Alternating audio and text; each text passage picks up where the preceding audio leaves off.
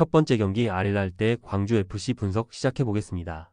알힐랄은 사우디 무대에서 꾸준히 정상권을 유지하는 최상급 전력 보유팀이며 미트로비치는 제공권 장악과 세트피스 집중력이 뛰어난 전방 피지컬형 자원이며 말콤과 알도사리는 각각 좌우 측면을 이용해 드리블 및 컷인으로 위협적인 찬스를 만들어낸다.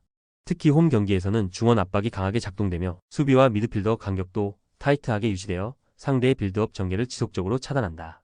세트피스 상황에서의 킥 정교도, 미트로비치의 위치 선정 능력, 그리고 세컨볼 장악력은 ACL 무대에서도 강력한 무기가 된다. 무엇보다 사우디 기후와 잔디, 홈팬의 응원이 결합된 환경적 이점이 압도적으로 작용할 가능성이 높다. 광주는 전술적 조직력이 뛰어난 팀이지만 이번 경기의 변수는 전력 구성 외적 요인에 있고 브루노의 부상으로 인해 중원 밸런스에 균열이 생겼으며 헤이스 아산이 오우성으로 구성된 공격진도 사우디의 강한 압박 속에서는 기동력 저하가 불가피하고 가장 큰 문제는 장거리 원정으로 인한 체력 저하와 시간대 적응 실패 가능성이며 인천공항에서 시작되는 긴 여정, 현지 기후 적응의 어려움, 그리고 훈련량 저하 등은 경기 집중도에 치명적인 영향을 줄 수 있고 세트피스 수비 시 피지컬 열세는 더욱 극명하게 드러날 것으로 보이며 공중볼 대응 및 문전 세컨볼 대처 능력에서 밀릴 가능성이 크다. 알힐랄은 홈이라는 환경적 장점과 피지컬 우위, 세트피스 집중도까지 모두 우위에 있으며 경기 주도권을 놓칠 가능성이 낮고 광주는 전술적으로 훌륭한 준비가 예상되지만 현실적인 체력 부담과 환경 적응 실패 가능성, 그리고 키 플레이어의 부재가 발목을 잡을 수 있고 이번 경기는 실질적인 전력보다 경기 여건과 피지컬 격차가 승부를 가를 구조고 알힐랄의 승리가 유력한 시나리오다. 두 번째 경기 발베이크 대 위트레흐트 분석 시작해보겠습니다. 발베이크는 4-3-3 포메이션을 유지하며 측면 전개와 중거리 슈팅 위주의 전술을 시도하고 있고 하지만 최근 7경기 연속 무승이라는 부진한 흐름 속에서 팀 전체의 경기력과 집중력이 동시에 흔들리고 있고 주축 수비수 보게스와 미드필더 반 오스크의 부상 공백이 여전히 메워지지 않으며 수비와 중원 간 간격 유지가 무너진 상태다. 위트레흐트는 4-2-3-1 포메이션을 활용해 경기 조율 능력이 뛰어난 미드필더 라인을 중심으로 점유율을 확보하는 전술을 구사한다. 할러가 전방에서 피지컬을 기반으로 한 제공권 장악과 마무리에 능하며 미겔 로드리게스와 카틀린이 전방 압박과 이선 침투에서 활발하게 움직이고 있고 지단 이크발과 엘 아르기우이의 이탈이 있긴 하지만 기본 전력과 전술적 안정감에서 큰 손실은 없는 상황이다. 발베이크는 연패 흐름과 더불어 수비 전환 불안, 팀 분위기 저하까지 복합적인 악재에 시달리고 있고 위트레흐트는 점유율과 밸런스를 기반으로 흔들리는 상대를 공략할 수 있는 구조를 갖췄고 이 경기는 전반적인 흐름과 전술 완성도 모두에서 위트레흐트가 확실히 앞선다. 세 번째 경기 슈투트가르트 대 하이덴하임 분석 시작해보겠습니다. 슈투트가르트는 4-2-3-1 포메이션을 바탕으로 중원 전개와 박스 근처 연계 플레이가 정교한 팀이며 특히 중앙 미드필더 운다브는 후방과 전방을 연결하는 박스투박스 유형으로 수시로 전진하여 데미로비치에게 결정적인 패스를 공급하며 공격 루트의 핵심 축을 담당하고 있고 측면에서는 피리가 넓은 전개를 통해 상대 수비를 넓히고 중앙에서 공간을 창출하는 움직임의 완성도가 매우 높고 홈에서는 전반부터 강한 템포로 몰아붙이며 주도권 유지력이 매우 안정적이다. 하이덴하임은 기본적으로 수비적인 운영에 집중하지만 최근 3연패를 기록할 정도로 전술 응집력과 수비 집중력 모두에서 붕괴된 흐름을 보이고 있고 특히 수비 중원 간격 유지가 무너지며 중앙을 활용한 상대 전술에 반복적으로 대응하지 못하고 실점하고 있으며 공격에서는 콘테의 단독 돌파 외에는 뚜렷한 전개 루트가 없고 최근에는 체력 저하와 후반 집중력 저하 현상도 겹치면서 대량 실점 빈도가 증가하고 있다. 슈투트가르트는 중앙과 측면을 동시에 활용할 수 있는 전개 유연성과 박스 근처 마무리 능력을 갖춘 팀이며 하이덴하임은 수비 구조의 전술적 완성도가 붕괴된 상황이며 경기 전체 흐름은 슈투트가르트가 주도할 가능성이 높다. 네 번째 경기 PSG 대 오지시니스 분석 시작해보겠습니다.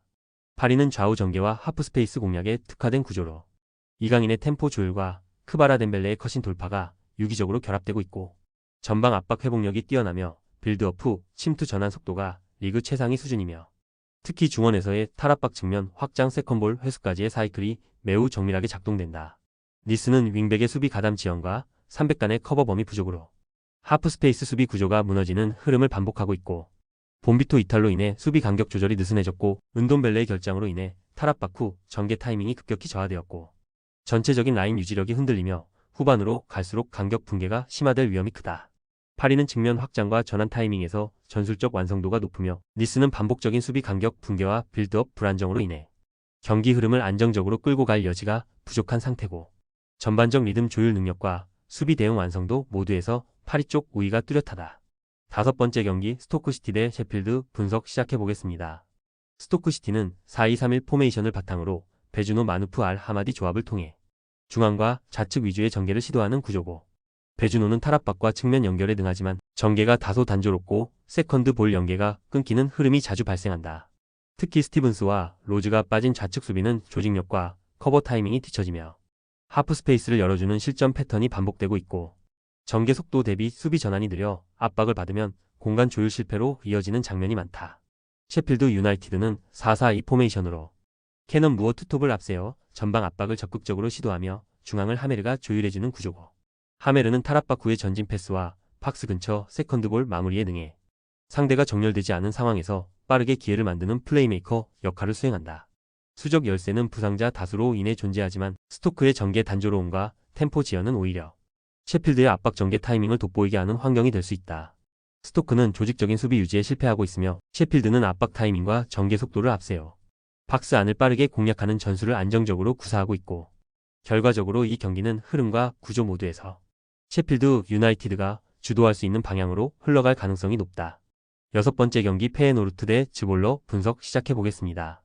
페에노르트는 4-2-3-1 포메이션을 바탕으로 강한 전방 압박과 날카로운 측면 돌파를 병행하는 팀이며, 우에다가 최전방에서 피지컬과 공간 활용 능력을 동시에 보여주며 하지 무사와 파이샤오가 이선에서 끊임없이 공간을 파고든다. 중원은 밸런스가 안정돼 있으며 경기 전환 속도와 라인 간격 유지 능력도 리그 내에서 상위권에 속한다. 즈볼레는 동일하게 4-2-3-1 포메이션을 유지하고 있으나 중원 압박과 수비 집중력에서 불안한 모습을 자주 보이고 있고, 벤테와 반덴 베르가 미드필드에서 버텨주고 있지만 크라스테프 중심의 공격 전개는 속도감이 떨어지고 결정력도 낮고, 특히 수비진이 압박을 받을 경우 라인이 무너지는 빈도가 높으며 이로 인해 뒷공간 노출이 자주 발생하고 있다.